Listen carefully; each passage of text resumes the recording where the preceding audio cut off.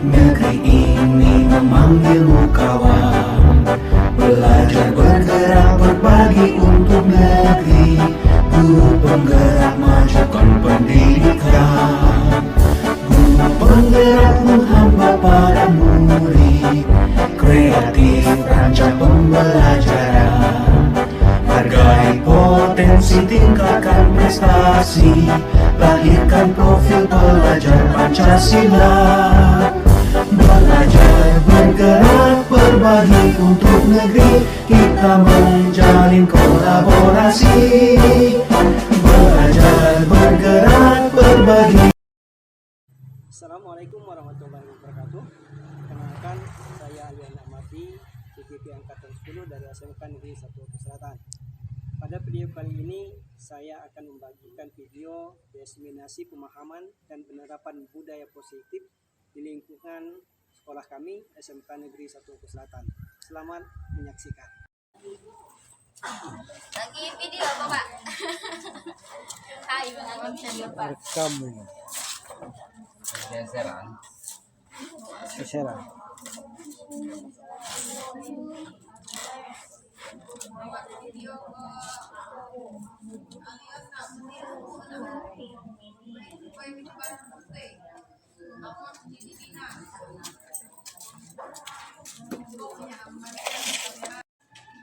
Dia kalah spot dia tiga jelma sendalnya. Assalamualaikum warahmatullahi wabarakatuh. Terima kasih pada rekan-rekan yang bersedia hadir pada hari ini dalam rangka acara pengibasan pemahaman dan penerapan budaya positif dari rekan kita calon guru penggerak Bapak Alion Amardi ST. Sebelumnya untuk memulai acara ini, marilah bersama-sama kita mengucapkan basmalah.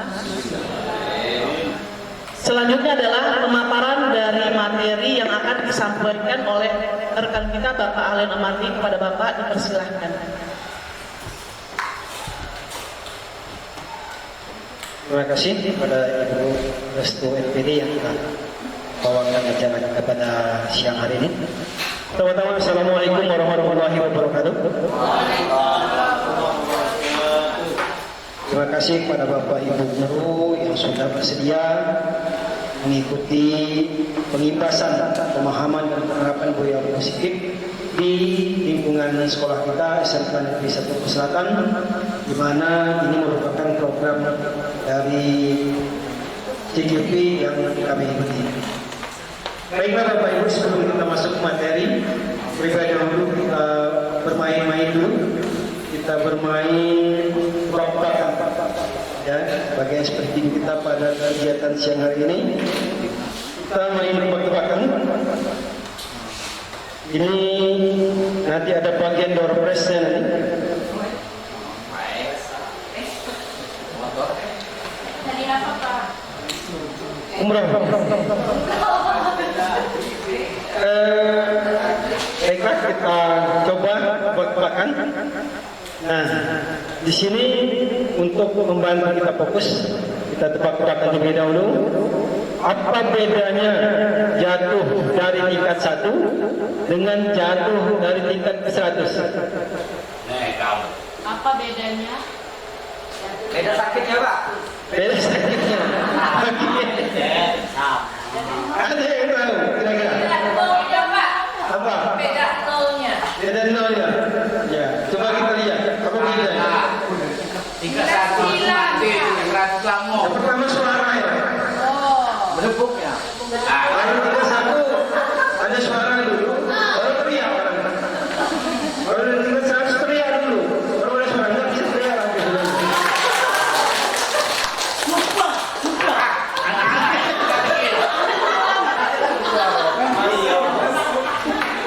Oke, kita lanjut ke tebakan berikutnya.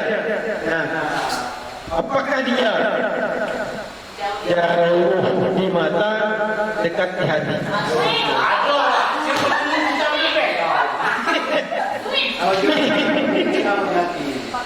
Kalau jauh di mata itu tetap jauh di hati, kan mungkin. Iya. Coba kita lihat, coba.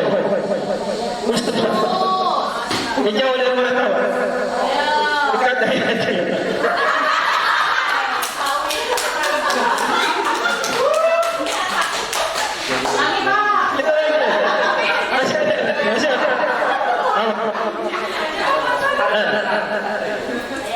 Saya ada 3 kepala, 4 tangan dan Kira-kira siapakah saya? Siapakah saya? nah, ini. Dapat ini nih, dapat reward nih. Oh iya. Jawab. Yang jawab dapat reward. Kaki jawab benar nih. Merah nih. Dapat kaki sih kok. Ayo Pak, jawab Pak. Apa program? Sulit aku. Apa? Saya Apa program? Kepala. Kenapa? Saya ada 3 kepala, 4 tangan dan 5 kaki. Kepala sekolah. Kira-kira siapa saya? Kepala sekolah. Benar. Tidak ada. Gak tahu kan sulit. Waduh. Nah, kalian. Ini jawabannya sama dengan jawabannya. yang 4 itu 4 wakal, 5 kepala jurusan sini. Kepala sekolah. Kencang nih kalau sekolah di Bogor. Ini sama dengan jawabannya. Bohong lah.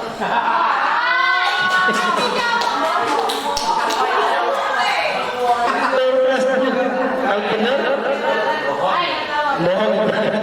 Sulit. Ini tidak jangkau kita. Nah, ini sudah ya. Binatang apakah yang seluruh anggota tubuhnya ada di kepala? Salah. Ya benar, Pak Binoy.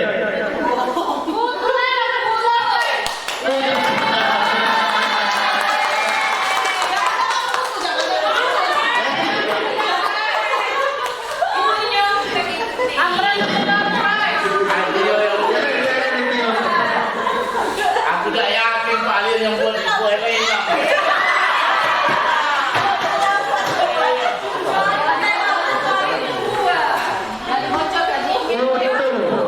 Jadi semuanya ada di kepala ya. Iya. Untuk rambut. Nah, ini yang terakhir. Ini siapa? Yang ibaratnya meloncat-loncat. Nenek sihir. Nenek kodok. Nenek poci. Nenek kodok. Nenek yang bodoh. Nenek yang silakan.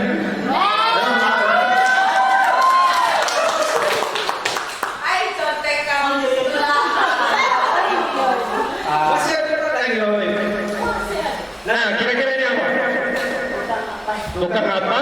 Yang kalau dipanggil dia nengoknya ke atas. Hah? Tukang gali sumur. Mungkin sejenis dengan itu. Tukang gali kubur.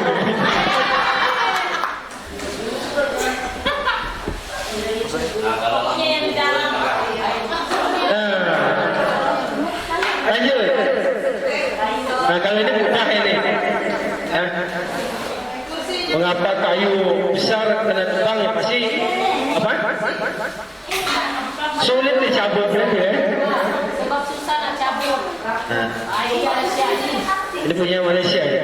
Salah itu Pak. Kalau kayu besar Pak, kayu kecil di bonsai sekarang.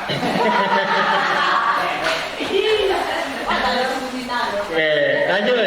Masih ada 2 lagi. Nah, gajah terbang dengan apa?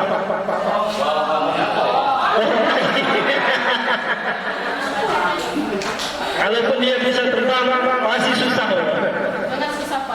Dengan susah payah. Ini tebakan terakhir ini.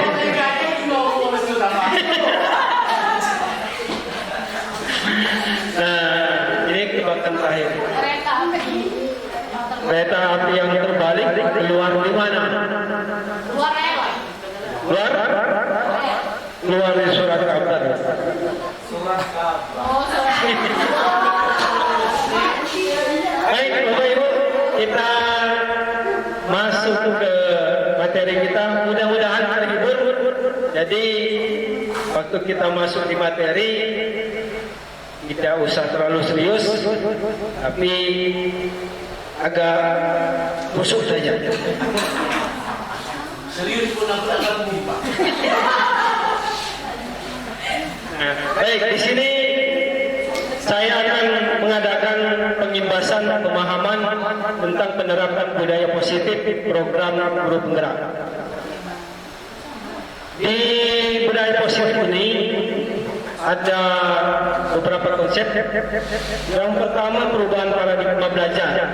Ya, perubahan paradigma belajar ini artinya cara kita belajar dengan siswa itu seperti apa. Lalu motivasi perilaku manusia. Motivasi khususnya untuk siswa kita, motivasinya apa? Nanti akan kita pelajari lebih lanjut bagaimana kita menyesuaikan dengan siswa. Lalu kebutuhan dasar manusia, itu juga nanti kita kaitkan dengan sistem pembelajaran kita. Kebutuhan peserta didik kita itu seperti apa. Nah, lalu disiplin positif. Keyakinan kelas itu nanti akan dibentuk. Lalu posisi kontrol kita sebagai guru itu sebagai apa. Lalu yang terakhir, cara penanganan kasus kita. Misalnya terjadi masalah dengan siswa kita, penanganan kasus kita seperti apa. Di sini ada sejumlah restitusi. Itu nanti kaitannya dengan budaya positif itu menyangkut ke-7 hal ini. Di sini pembelajaran dengan paradigma baru. Jadi pembelajaran dengan paradigma baru ini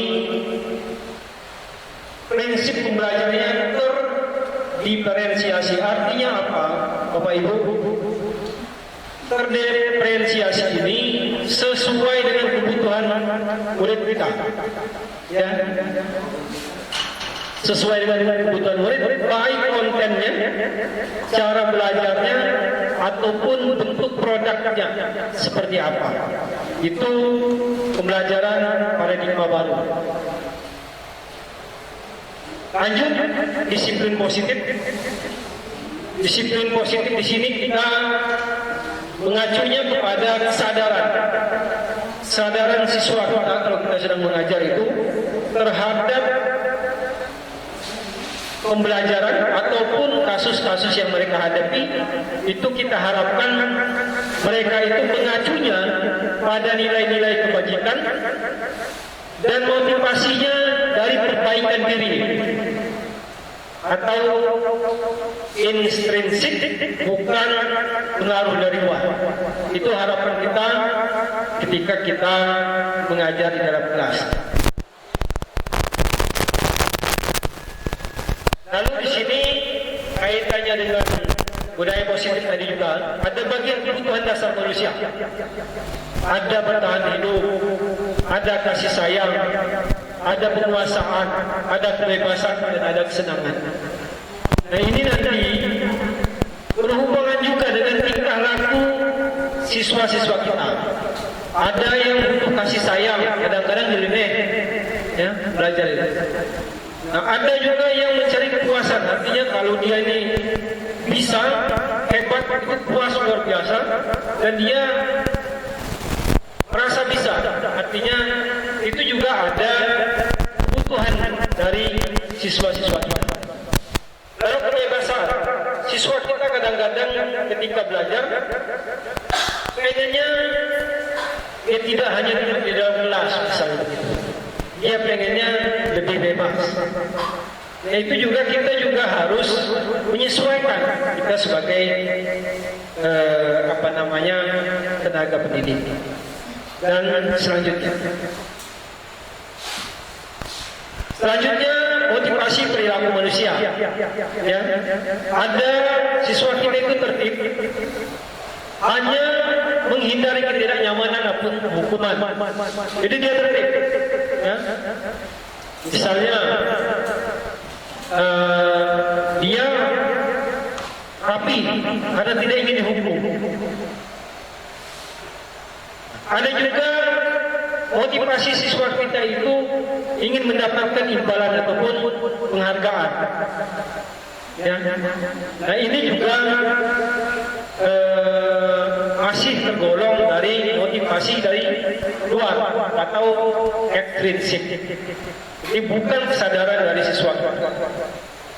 Nah, yang motivasi belajar siswa kita atau perilaku yang paling baik itu dia sudah bisa menghargai nilai-nilai kebaikan dirinya sendiri.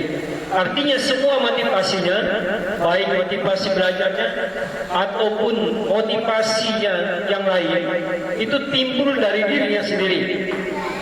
Ya, harapan kita semua siswa kita dengan sistem yang kita pelajari, dengan gaya belajar, gaya paradigma baru itu, semua siswa kita itu tumbuh motivasinya dari dalam diri mereka sendiri. Nah, di sini konsep disiplin yang gagal itu menggunakan hukuman contohnya. Ya. Hukuman ini bisa jadi menyakitkan hatinya, bisa menimbulkan ketidaknyamanan, bisa juga menimbulkan ketakutan, atau siswa kita justru menyembunyikan kesalahannya dan menjadi rendah diri. Ini akibat dari hukuman. Lalu penghargaan, misalnya kita sering memberikan reward, ya? Siswa yang bisa, boleh pulang, ya? Bisa. Ini bisa tidak efektif. Dapat juga merusak hubungan dengan kawan-kawannya, pulang terus. Gitu. Bisa juga mematikan kreativitasnya. Jadi sampai batas itu, ya sudah, berhenti. Gitu. Dan yang lainnya itu ada merampas hak hargai dirinya itu juga efek yang kurang baik dari konsep penghargaan. Lalu konsep disiplin yang kita anggap sukses itu yang pertama menggunakan konsekuensi. Nah, di sini penguatannya jangka pendek, perlu monitoring, dan kita mesti memberikan stimulus ataupun respon, dan murid itu menghormati peraturan. Lalu restitusi, nah ini yang paling baik, yang tergolong sukses, di mana murid itu kita tuntun untuk bertanggung jawab atas semua perilakunya, dan dia ini dengan restitusi ini pemecahan masalah itu jangka panjang.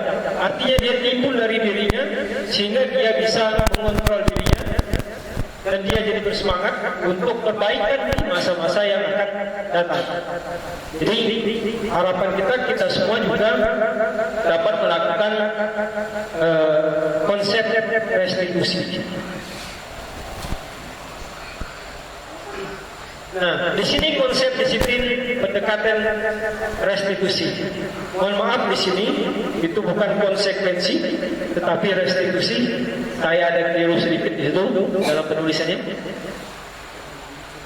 Di mana restitusi ini proses menciptakan kondisi bagi murid untuk memperbaiki kesalahan mereka sendiri. Ciri-ciri dari restitusi ini bukan menebus kesalahan, namun belajar dari kesalahan. Nanti ada video tentang restitusi ini. Memperbaiki hubungan, tawaran dan bukan paksaan. Artinya kita itu menawarkan solusi. Ya, bukan memaksa siswa itu mengikuti apa-apa yang kita mau, seperti itu. Fokus pada karakter, bukan pada tindakan. Artinya karakter siswa itu kita bentuk, bukan kita menindak siswa tersebut. Lanjut ke perbedaan-perbedaan. Nah, di sini perbedaan antara hukuman, konsekuensi dengan restitusi. Kalau hukuman, contohnya guru menghukum siswa dengan hormat bendera selama 10 menit bisa. Ini hukuman, ya. Atau guru marah sehingga muridnya menjadi takut. Ini hukuman. Lalu konsekuensi, contohnya guru memberi konsekuensi untuk mengerjakan PR saat istirahat supaya 3 kali lipat masa. Itu konsekuensi dari si siswa ini tadi tidak mengerjakan PR. Lalu contoh yang lain, misalnya gurunya memberikan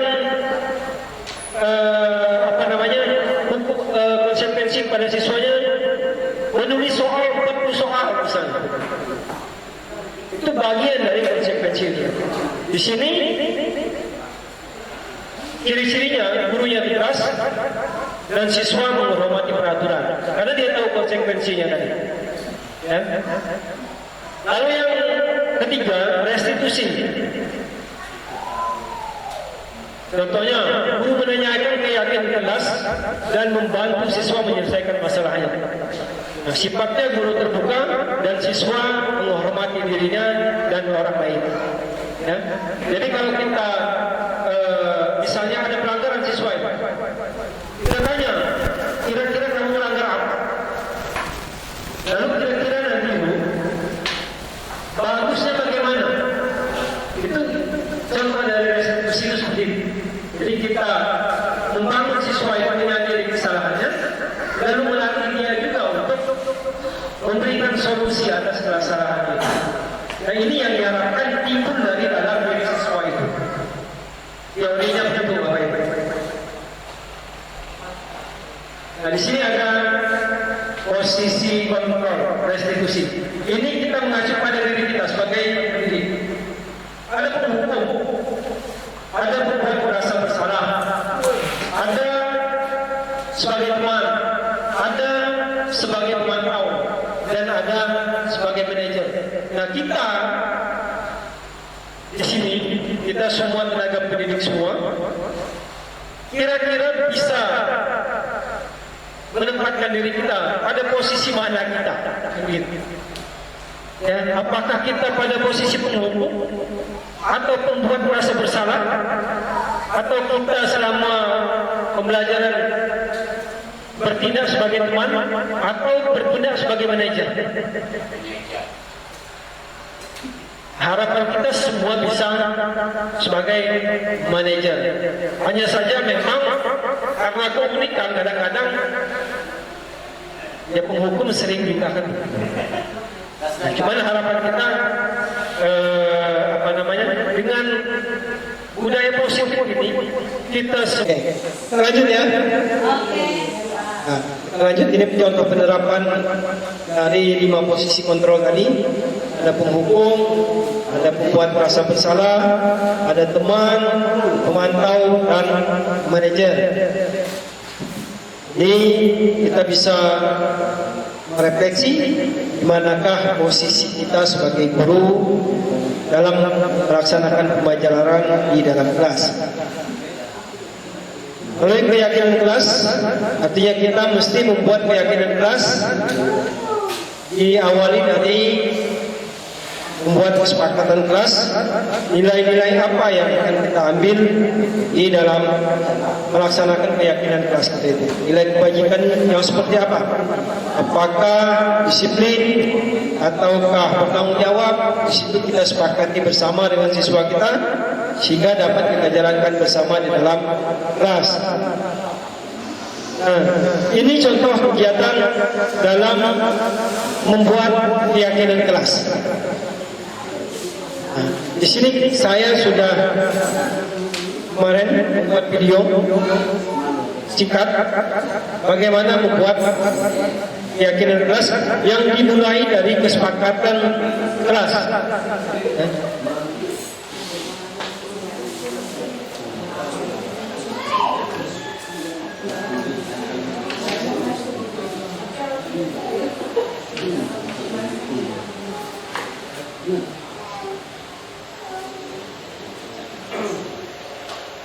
Nah, di sini siswa diminta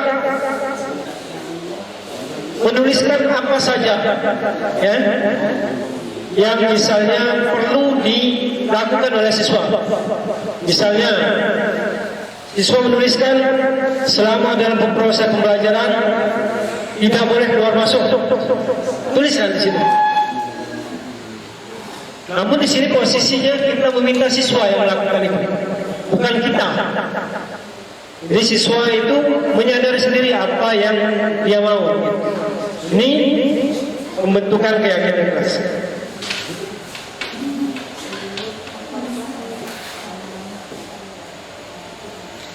Lalu kita lanjutkan slide berikutnya.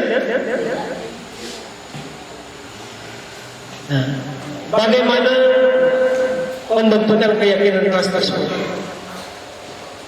Yang pertama, lebih abstrak dari peraturan.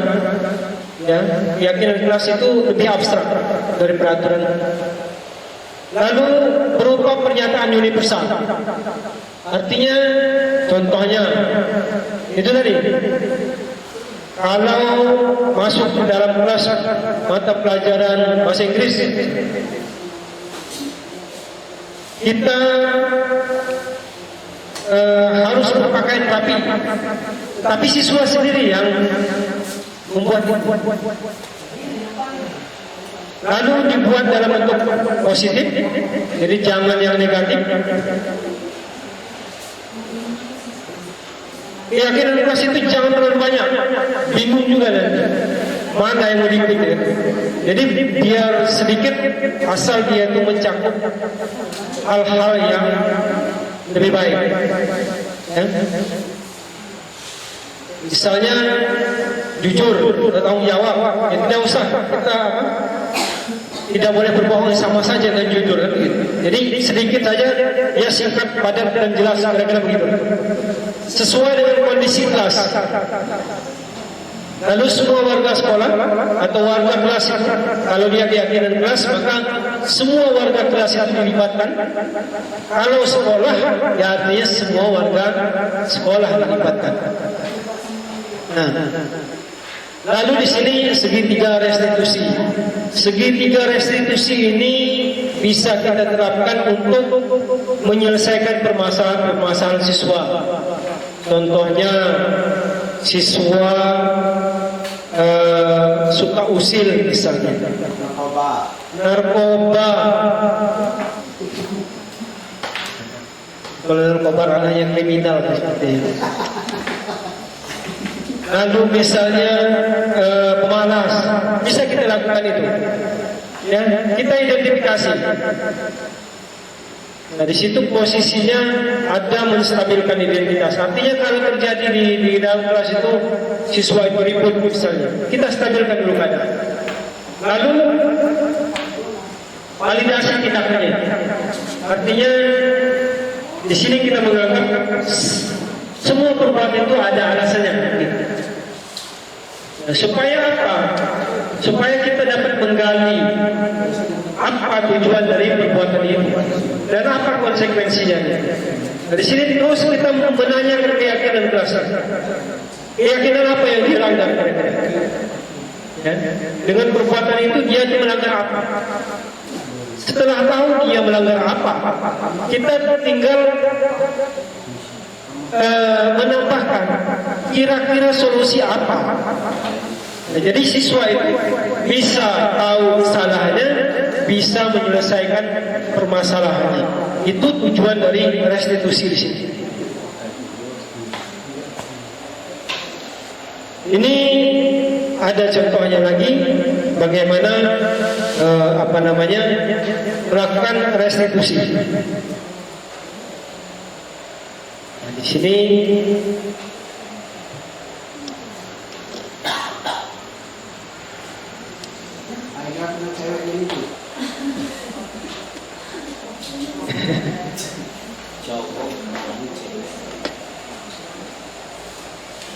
nah, di sini kita menanyakan dulu dengan siswa itu apa permasalahannya apa, lalu alasan dia melakukan kesalahan itu apa, lalu nanti kira-kira keyakinan yang mana yang dilanggar, kira-kira demikian. Kita lanjut saja. Nanti kita tentukan di Tanya jawab saja. Kira-kira betul. Lamanya mana aku nabuk dulu baru ketani. Dan aku baru ketani. Iya. Berani bikin nabuk kemarin. Awas banget. Ini contoh restitusi, artinya seperti yang saya jelaskan tadi, restitusi itu kita membuat siswa itu menyadari kesalahannya, lalu harapannya dia bisa memberikan solusi atas kesalahan-kesalahannya itu berdasarkan keyakinan yang sudah dibuat bersama di dalam kelas. Nah, itulah kira-kira bentuk dari budaya positif yang mesti kita terapkan di dalam kelas selama pembelajaran. Mungkin itulah yang dapat saya paparkan. Mungkin akan lebih bagusnya kita berdiskusi mengenai budaya positif. Terima kasih. Assalamualaikum warahmatullahi wabarakatuh. Terima kasih. Selanjutnya adalah tanya jawab dan diskusi kepada rekan-rekan yang ingin berdiskusi atau ada hal-hal yang ingin bertanyakan, dipersilahkan. Coba dibuka slide nomor 65 tadi, Alion. Slide yang 65 tadi. Ini terus.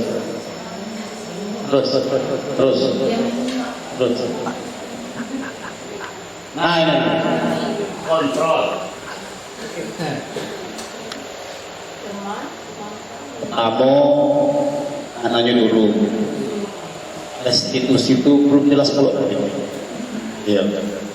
Bukan Kedua, apakah dari 5 tindakan ini itu harus jadi yang tidak manajer itu bahwa kita tidak boleh pakai yang selain itu.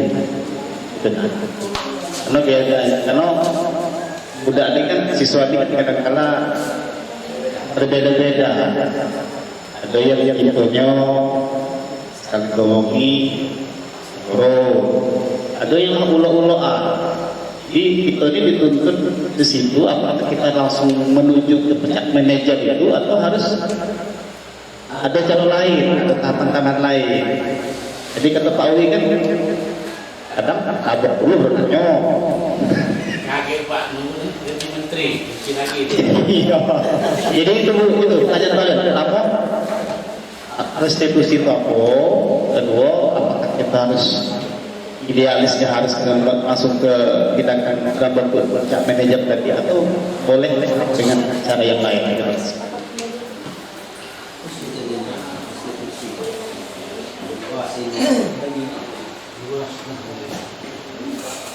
Baik, terima kasih kepada Bapak Berani yang sudah menanggapi ataupun memberikan pertanyaan, di mana beliau menanyakan tentang restitusi itu seperti apa.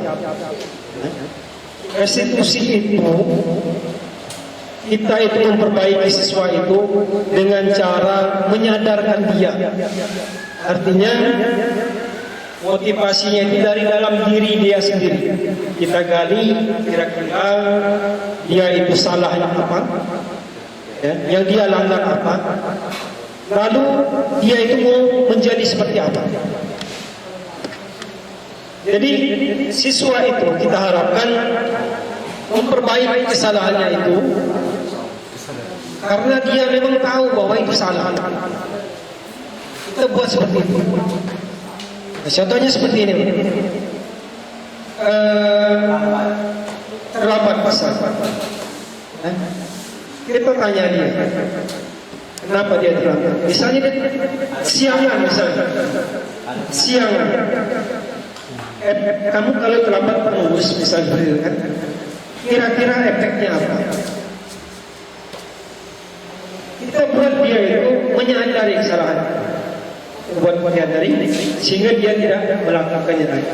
Itu yang dinamakan restitusi. Lalu kita posisi kita itu sebagai apa? apakah mesti jadi manajer cara kita, atau boleh menjadi imam sebagai guru. Nah, memang di sini untuk menjalankan restitusi itu yang paling masuk posisi kontrolnya itu manajer. Kenapa? Ya kita menggali di sini, lalu kita libatkan yang lain. Artinya begini, di sini kan kadang-kadang kita berbeda pandang masalah BK. Di sini masih sering terjadi beda pandangan. Memang secara urutan kerja BK itu memang dia bukan menghukum, hanya memfasilitasi, mendampingi. Nah, posisi manajer itu, kalau misalnya kita ada di dalam kelas, kita bisa meminta dengan BK untuk melakukan, tidak mesti kita. Itu salah satu cara memanage dari pelanggaran ataupun kesalahan-kesalahan anak didik kita yang ada di dalam kelas. Saya kira demikian. Terima kasih. Ada yang ingin menanggapi? Enggak, Pak. Biar seru ya. Ini mungkin institusi di sini adalah problem solving. Problem solving ini mencarikan solusi kenapa ini terjadi. Itu. Tapi yang perlu saya tanyakan lagi, kalau ada problem solving ini, kita kan ada tak konsepnya atau langkah-langkahnya, atau ada kayak kita penelitian itu mengapa terlambat, alasannya apa, ini apa, apakah cukup lisan atau ada tertulis yang kita program sebagai bukti otentik kita atau divideokan, bagaimana itu langkah-langkahnya itu, sehingga oh ini termasuk institusi, ini programnya institusi. Terima kasih. Baik. Untuk langkah-langkahnya melakukan restitusi itu ya, ada 3. Yang pertama, nah, sesuai dengan yang ada di gambar ini segitiga restitusi. Langkah pertama, menstabilkan identitas. Artinya kalau memang kesalahan siswa itu menuntut kita mesti stabilkan dulu emosinya, itu harus kita lakukan. Lalu validasi tindakan yang salah. Yang salah itu apa? Kita validasi dulu. Setelah itu kita tanya kira-kira apa yang dia langgar dan solusinya seperti apa. Kira-kira begitu. Hanya saja Bapak, tidak semua ini, ya, semua langkah ini tidak semua mesti kita jalankan. Artinya kasusnya seperti apa? Kalau memang menuntut langsung di validasi tindakan itu seperti apa, ya kita langsung siap. Jadi kita sesuaikan dengan kasusnya seperti apa. Mengenai masalah pembelajaran. Nah di sini kadang-kadang kita juga sedikit meluas. Sebetulnya ini masalah kurikulum kita di sana. Ini hubungannya dengan segitiga. Maunya kurikulum yang merdeka ini kan, siswa itu merdeka dalam artian dia punya kompetensinya batas mana. Ya. Artinya kita belajar kebutuhan siswa itu dulu kita sempat konsep di sini di TOI ini. Kita belajar berdasarkan permintaan tempat magang dasar. Ya. Itu kadang-kadang kasus itu yang model itu kita kaitkan dengan restitusi ini. Ya. Kalau siswanya tidak mampu belajar di bidang itu, kadang-kadang tingkahnya nyeleneh. Dia tidak bisa program di sini misalnya. Siswa tidak bisa memprogram. Lalu dia belajarnya program. Ujung-ujungnya kabur. Nah, itu kan kaitannya dengan gaya belajar siswa, dengan minat bakatnya. Nah, kalau kita sudah bisa memvalidasi tindakan dia itu, kenapa dia bisa, problemnya apa, harapan kita kan solusinya bisa kita dapatkan.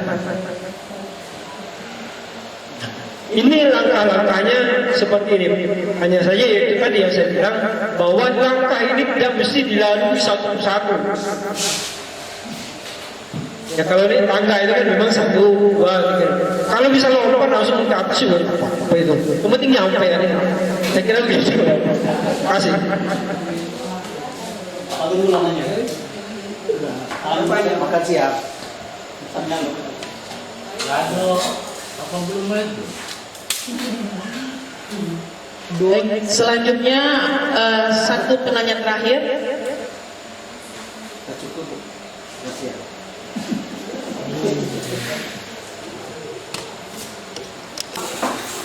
Baik, untuk sesi terakhir, pertanyaan terakhir kepada Ibu Herlina, dipersilakan.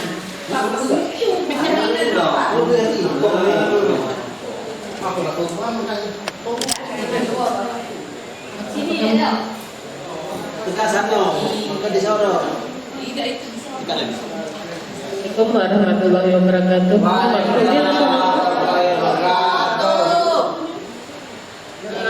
Saya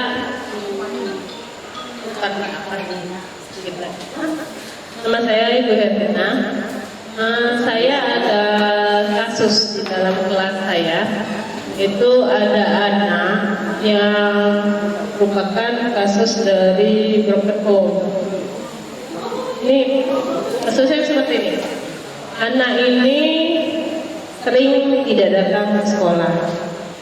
Saat dia datang ke sekolah, dia mencari perhatian dengan cara yang agak membuat guru kurang sabar. Kemudian dia membuat suasana kelas itu agak gaduh. Tapi di satu sisi itu dilakukannya karena dia mencari perhatian, karena di keluarganya itu dia tidak mendapat perhatian karena orang tuanya itu pisah dan masing-masing sudah berkeluarga dan dia dibesarkan oleh neneknya. Nah, saya ingin tukar pendapat. Ini bagaimana cara kita mengatasi anak yang mempunyai kasus seperti ini? Kalau kita kembalikan ke konsep restitusi tadi, Pak. Itu saja. Assalamualaikum warahmatullahi wabarakatuh. Baik, sebelum ditanggapi oleh narasumber, apakah ada dari rekan-rekan yang ingin menanggapi atau menambahkan?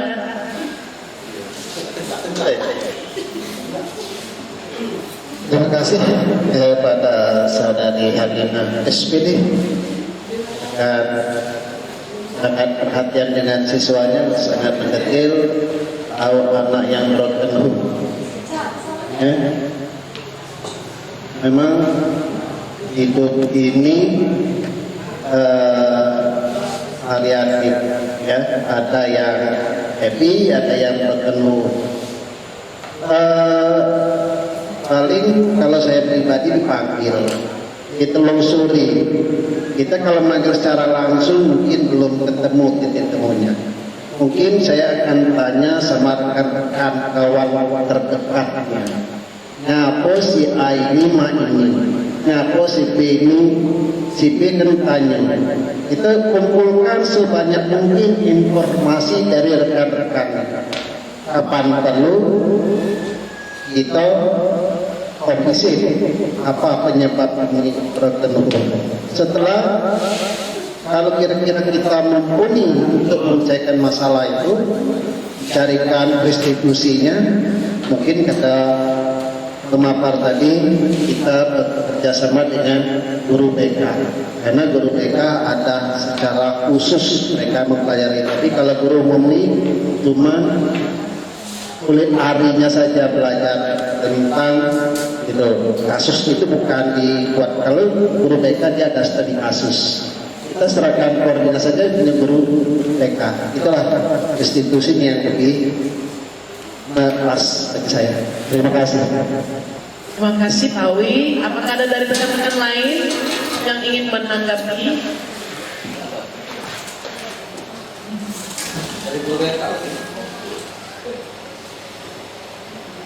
Mohon izin menanggapi Bapak Ibu.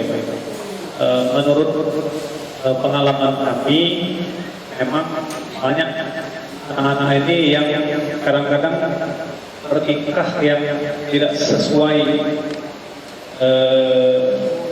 akal manusia.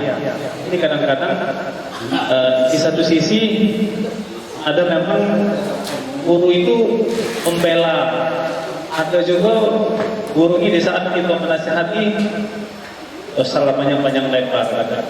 Yang penting anak itu sekolah, penting dia amat, katanya.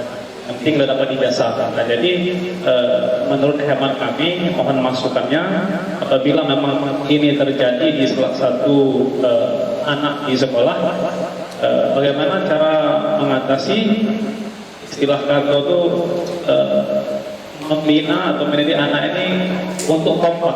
Apa yang dapat kami sampaikan ke rekan kami atau anak agar ada sebuah kesepakatan sehingga hasil akhir dari permasalahan ini ada kesimpulan yang baik. Itu saja. Terima kasih. Baik, apakah ada kawan-kawan lain yang ingin menanggapi?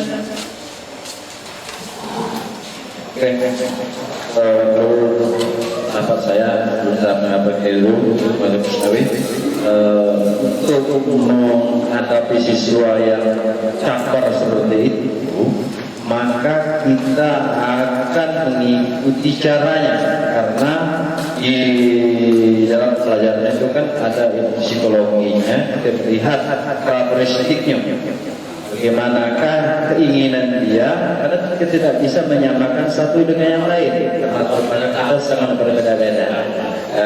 Demikianlah pendapat dari saya. Wassalamualaikum warahmatullahi wabarakatuh.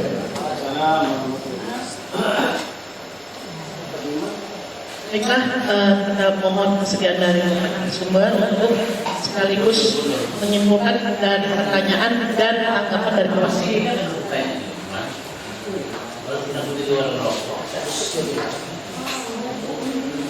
Baik, terima kasih kepada Ibu Helina yang telah memberikan pertanyaan masalah kasus siswanya di dalam kelas, di mana ada anak yang menjadi korban dari broken home, dan juga dari Bapak Riza Antoni tentang bagaimana membuat kesepakatan supaya siswa-siswa itu punya acuan untuk memberikan tindakan, kira-kira begitu. Berangkat dari materi kita pada hari ini, budaya positif. Nah, di situ tadi ada bagian posisi kontrol.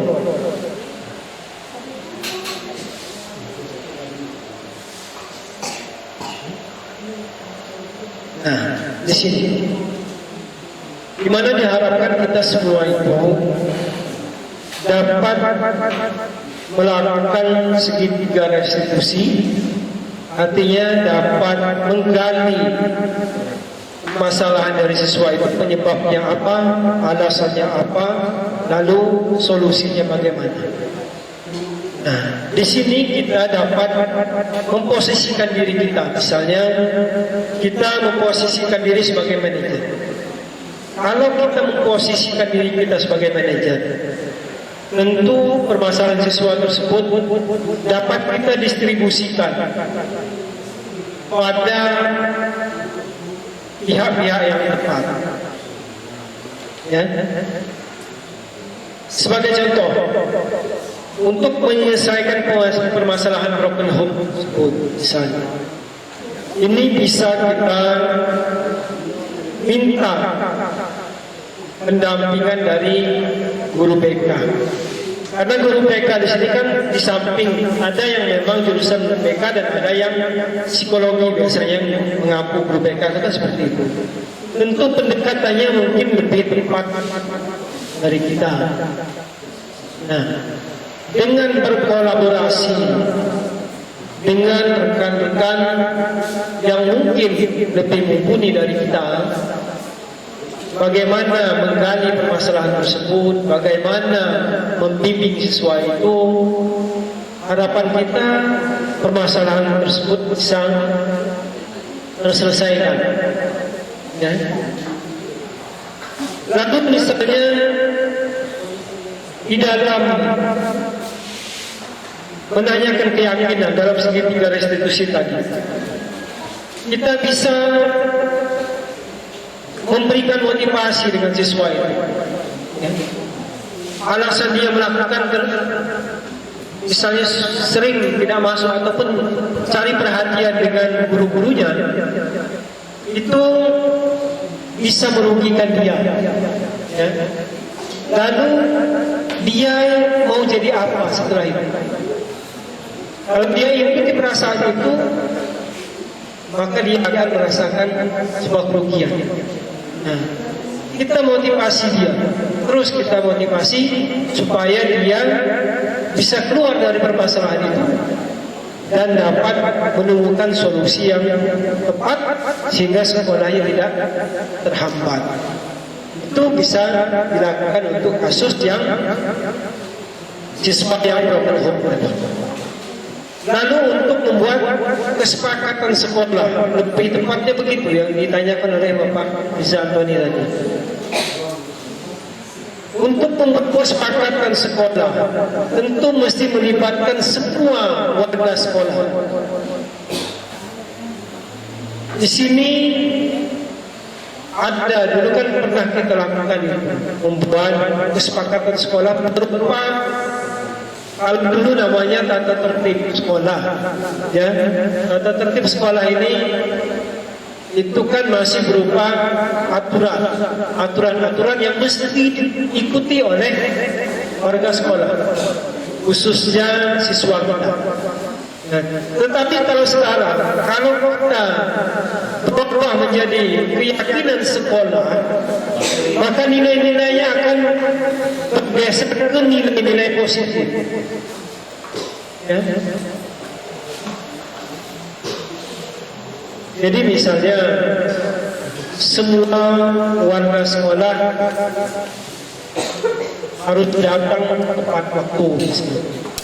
Itu bisa, tetapi dia melibatkan semua warga sekolah, di mana tenaga pendidikan dilibatkan di situ, perwakilan guru dilibatkan di situ, perwakilan dari siswa dilibatkan di situ, sehingga terjadi kesepakatan yang bisa dibuat sebuah keyakinan bersama untuk dijalankan bersama di sekolah ini. Jadi saya rasa memang sangat diperlukan, hanya saja untuk keyakinan sekolah nanti kita sama-sama berkolaborasi dengan pemangku kepentingan di sekolah kita ini untuk membuat keyakinan sekolah kita dengan tujuan sekolah kita akan mendapatkan apa yang bagus, sehingga siswa kita memiliki yang bagus. Saya kira demikian.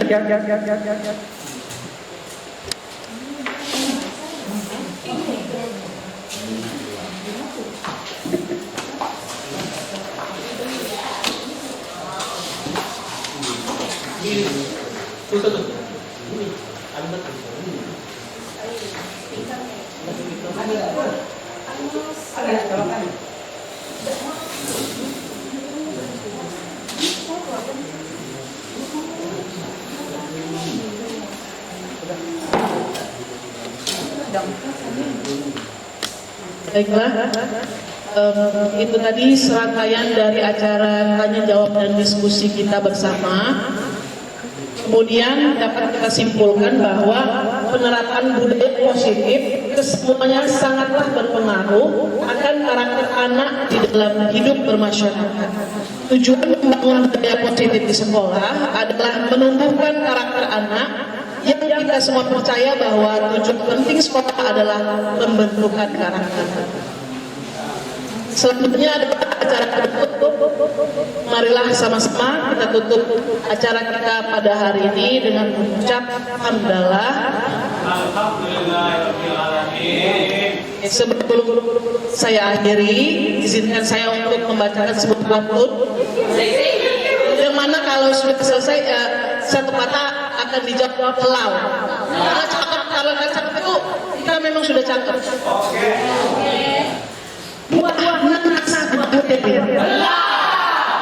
Bicara pula enak sekali. Cukup sekian kata buat ini.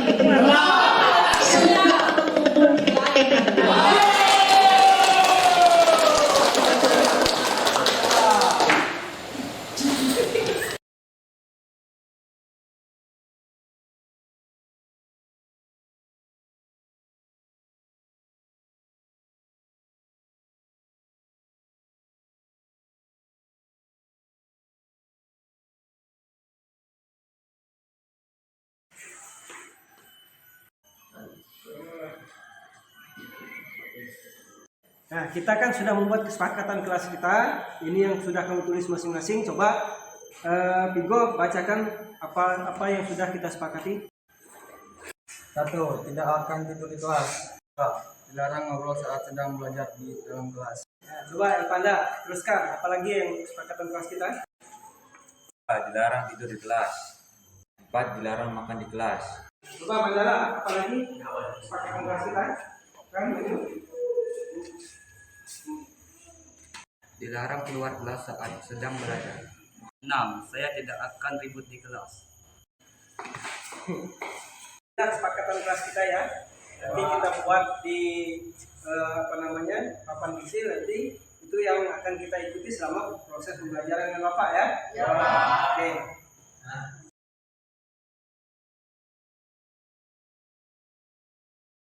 Assalamualaikum warahmatullahi wabarakatuh. Nama saya Vigo Akbar, kelas 11 TE, SMK Negeri 1 Oku Selatan. Menurut saya, keyakinan kelas itu penting karena membuat saya sadar akan kewajiban saya. Assalamualaikum warahmatullahi wabarakatuh. Perkenalkan, nama saya Elvanda Purwa dari kelas 11 TE, SMK Negeri 1 Oku Selatan. Menurut saya, keyakinan kelas dapat menghargai sesama teman. Assalamualaikum warahmatullahi wabarakatuh. Perkenalkan, nama saya Ahmad Tabrani dari kelas 11 TE, SMK Negeri 1 Oku Selatan. Menurut saya, keyakinan kelas dapat menghargai diri sendiri dan orang lain.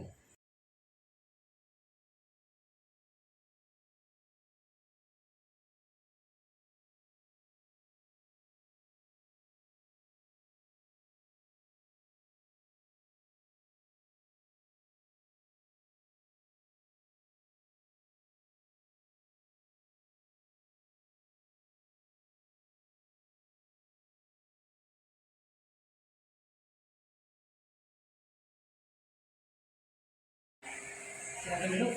Baik, Pak. Sebelumnya Bapak mau tanya, apakah kamu sudah bisa berenang? Iya, sudah, Pak. Baiklah. Sekarang boleh kamu ceritakan bagaimana kronologis kejadian di kelas tadi? Iya, Pak. Kunci motor saya hilang. Padahal saya masih ingat betul, kunci motor saya ada di dalam saku tas sekolah saya. Saya harus cepat-cepat menggunakan motor saya untuk memfotokopi modul belajar. Apakah saya tidak boleh diminta marah, Pak? Boleh saja nih. Kalau Bapak ada di posisinya juga Bapak akan marah. Terus setelah kamu tahu bahwa kunci motor kamu hilang dari laci tas kamu, apa yang kamu lakukan? Saya tanyakan ke teman-teman, Pak.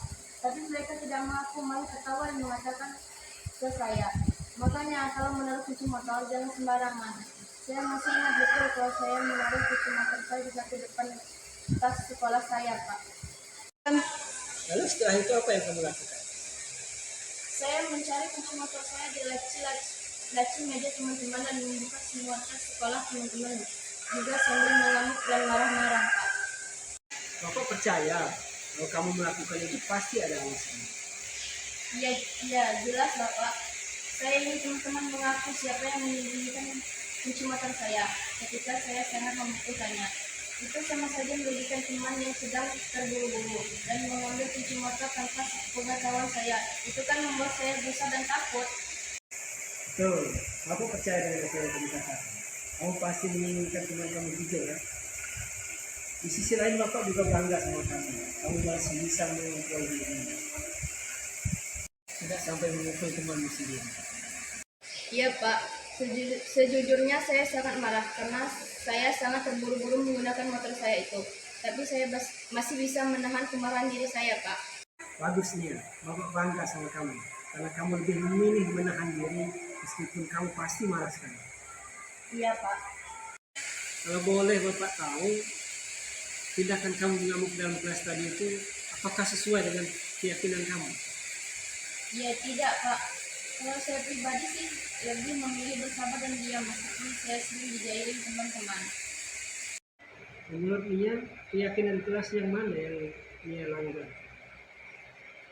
Iya Pak, maaf sebelumnya. Selama ini saya sebetulnya selalu mencoba menghargai teman-teman dan menghormati mereka. Tapi entah kenapa tadi saya sangat emosi Pak, sehingga saya sampai tidak bisa mengendalikan diri saya. Tapi Nia masih percaya kan kalau menghargai dan menghormati teman sendiri itu penting? Iya masih Pak, saya masih percaya itu. Bagus nih, Bapak selalu mendukungnya. Sekarang coba kamu pikirkan lagi, keyakinan apa kira-kira kalau kita sedang emosi? Baik Pak, mungkin saya harus lebih bersabar dan mencoba belajar lagi, agar saya lebih mampu untuk mengontrol emosi saya Pak. Alhamdulillah, Bapak senang mendengarnya. Kalau kejadian ini terulang kembali di kemudian hari, kira-kira Nia akan melakukan apa? Mungkin alangkah baiknya kalau saya akan melaporkan saja kepada Bapak Ibu Guru agar mendapatkan penanganan yang lebih baik Pak. Bagus nih, Bapak sangat bangga sama pemikiran kamu. Itu baru siswa hebatnya. Sekarang silakan kamu kembali lagi ke kelas. Baik Pak, terima kasih. Saya izin kembali ke Sebelumnya Bapak mau tanya, apa ini tahu kenapa Bapak panggil sini? Bapak teman-teman di kelas karena saya dituduh menyembunyikan kunci motor Nia Pak. Menurut ini tuduhan dari teman-teman itu apa benar? Ya jelas tidak benar lah Pak. Saya kan tidak mencuri barang-barangnya Nia. Saya hanya melihat di satu tas sekolah Nia yang terbuka ada kunci motor. Terus saya penasaran dan kemudian saya mengambilnya. Terus setelah itu apa yang Nia lakukan terhadap kunci motor Nia tadi? Saya kepikiran bercanda saja Pak. Saya iseng saja untuk menyembunyikan kunci motor Nia. Menurut ini kenapa Nia menyembunyikan kunci motor Nia? Saya berpikir hanya ingin memberikan efek jerak pada Nia agar tidak ceroboh untuk menyimpan kunci motor tersebut di satu tas sekolah yang terbuka. Ini tahu bagaimana perasaan teman yang kehilangan barangnya di kelas. Iya Bapak, saya tahu. Teman-teman pasti akan merasa bingung, takut, dan gelisah ketika barang-barang miliknya hilang. Hussein, apakah ini juga sering melakukan hal yang sama, bukan hanya pada Nia? Iya Pak, saya juga sering melakukannya kepada teman-teman lainnya dengan alasan yang sama seperti yang saya sampaikan tadi. Bagus, Bapak setuju dengan pemikiran kamu. Dan kenapa ini melakukan hal demikian? Berarti ini tahu keyakinan kelas yang sudah kita sepakati.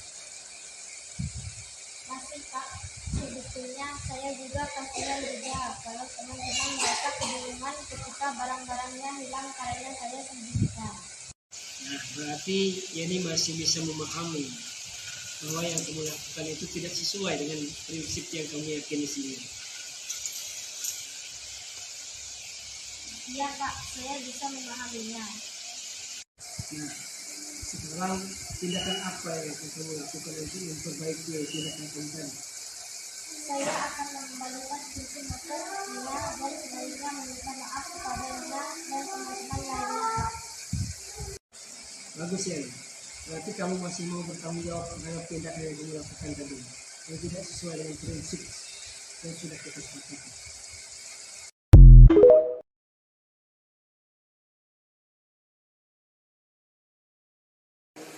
Assalamualaikum warahmatullahi wabarakatuh. Nama Nia Istiqomah, kelas 11 Teknik Elektronika. SMK Negeri 1 Oku Selatan.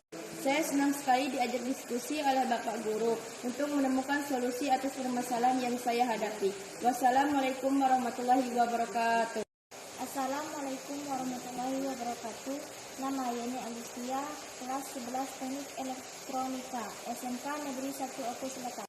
Saya senang sekali diajak diskusi oleh Bapak Guru untuk menemukan solusi permasalahan yang saya hadapi.